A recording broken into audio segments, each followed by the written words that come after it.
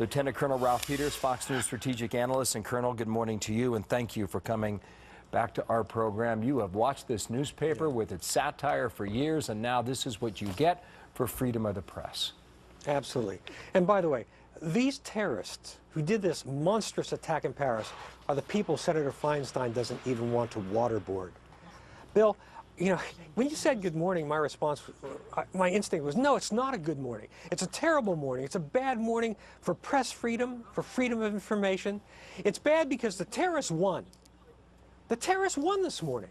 We're going to sorrow and make faces and say how terrible it all is, but even if those terrorists are tracked down and killed, and I hope they are killed and they die miserably, the result, the end result of this is going to be we're going to continue to self-censor.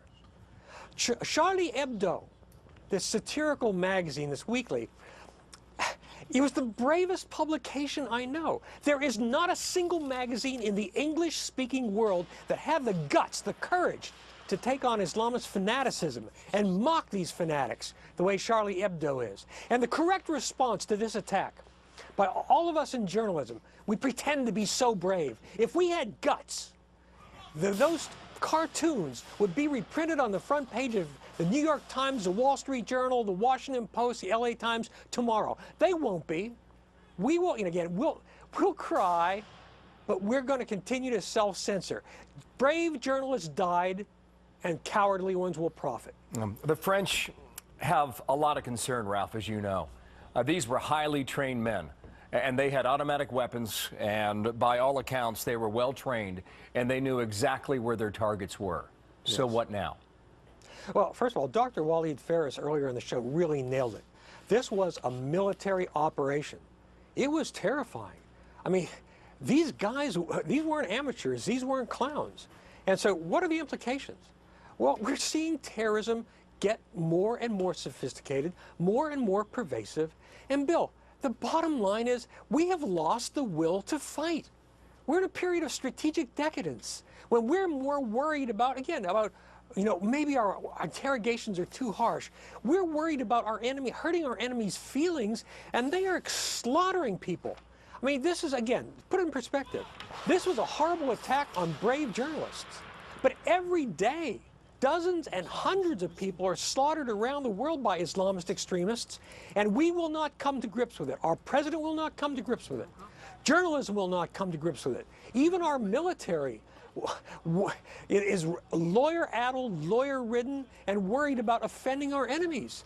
This is a civilizational struggle, not what Samuel Huntington called a clash of civilizations, because there's no civilization on the other side. It's our job to defend civilization against barbarians.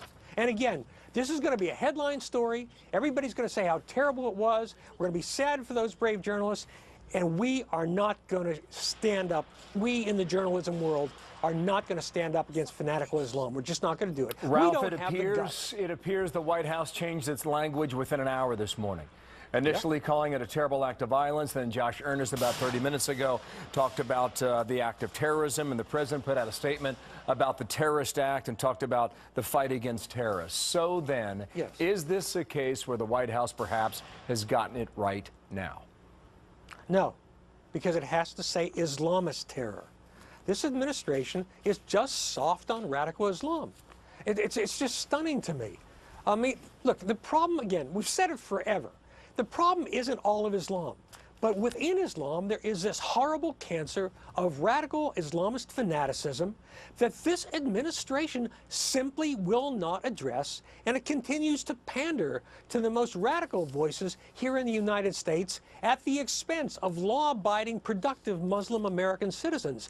So, look, if the President of the United States will not call a problem by its proper name, will not admit what the problem is, how on earth can we begin to address it? Again, let me just say that my heart, it's not an empty statement, my heart is with the families of those incredibly brave, gutsy journalists in France. You know those cartoons they ran? They were often crude, stupid, sophomoric, dumb, and incredibly brave. And we need to stand up for that kind of bravery, not cower in our corners and pat ourselves in the back. Ralph Peters, thank you. The Colonel from Washington, D.C.